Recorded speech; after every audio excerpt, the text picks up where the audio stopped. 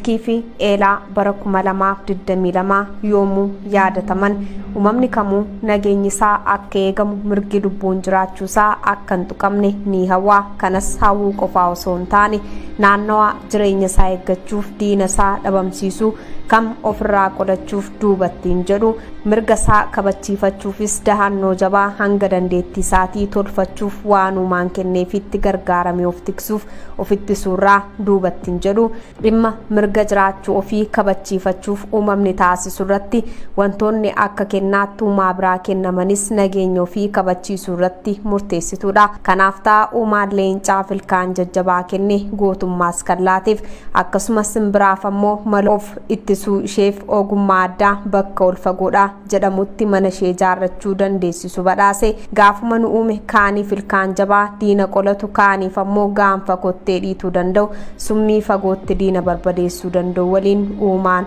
uumee jira. Namas humna guddaa ogummaa beekumsa nu laachuun akkasumas harka diina nurraa qolatu faana nu badhaase. Qaamni uumama lafaa kanarraa hundi waan uumameef akka qabus kaayyoo waaqni uumeef kan galmaan ga'uuf jedhu kan qabu ta'uusaaf kun ragaa gahaadha. Nuti Oromoonis nama of ittisuun mirga uumaan ganamumaan nu badhaase kan waaqni uumaan rabbi tokkichi hiree taasisee nu qoode ta'uu hubachuun barbaachisaadha.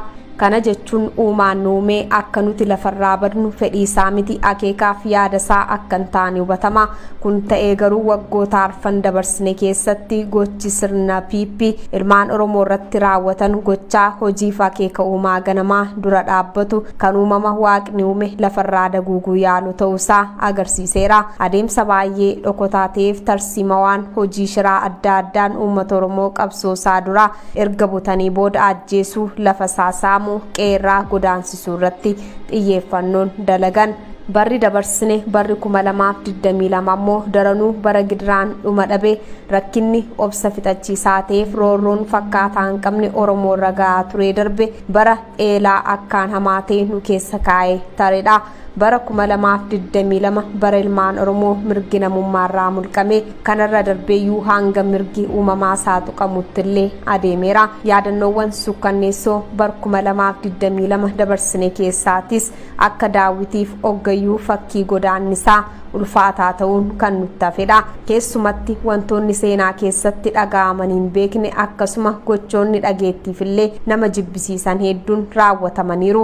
Addatti gochoonni hammeenyummaa isaaniin bara 2022 yaadachiisan keessaa bara ilmi Oromoo morma muramee akka faachaatti mataan isaa fannifame humnoota Oromoo daguuguuf wal ijaaraniin raawwatamedha. Dabalataan barri dabarsine kun eelaa addaa inni kaa'ee darbe keessaa ilmi namaa namummaan irraa mulqame ajjeefamee awwaalcha dhorkamuu waraabessaan nyaatamuu akkasuma safuuf aadaa biyyattii kan lagateen gochi reeffa ilma Oromoo gubanii miidiyaarraan facaasuullee baratti raawwatamanidha. Siqiqii barri 2022 ilmaan Oromoo agarsiise kan gama siyaasaa akkuma jirutti miidhaa hongeen qaqqabsiiseen haalli akka mulfaataa gogiinsaan uumameen uummata Oromoo mudates eelaa sammuu namaa keessaa hin banne keessaa isa tokkodha. Weerarri faannoon Oromoo irratti baneen lammiilee miiliyoonotaan lakkaa'aman qe'ee ofiirraa buqqa'uu sirni biltsiginnaa ilmaan Oromoo waan nyaatanii dhabanii akka dararaman kan taasise keessaa isa tokkodha. Ajjechaafidha hiraarsaaf gochoonni sarbama daangaa darbanii baratti raawwate bara 2022 baga fiigee sokke kan nama jechisiisu ture. Haa ta'u malee garuu haalli kun ammallee itti fufee hojiitti hiikamaa jiraachuun isaa ammoo qaabdii qalloo mul'atu san cufuu malaaf sodaa uumuu hin oolu. Akkuma yeraan jiru cimaan laafaan akka jiru jabaan barri 2022 hammina akka qabu gaarummaa hedduullee uummata Oromoof qaqqabsiisee jira. Haalli sochii diinaa gara jabummaa alagaa akkaan haammaatu malee qabsoon Oromoo xurree jabaatee hadiida isaarraa gara galma isaa biraa ga'utti gugseera. Qabsoon bilisummaa Oromoo bara 2022 keessa injifannoowwan hedduurraan kan ga'e yoo ta'u injifannoowwan gurguddaa argaman keessaatis sochiin alagaa hangam gara jabummaan kan guute ta'u bara Oromoof ragaa ashaaraan banne kaa'ee darbe akkasuma bara sochiin waraana bilisummaa Oromoo hedduu dagaagee dambalee ta'u namuu hinaalu. Waraanni bilisummaa Oromoos magaalaalee gurguddoo kanneen akka Gambeellaa, magaalaa Naqqamtee fi aanota hedduu dhuunfatee turuunsaa kan yaadatamudha.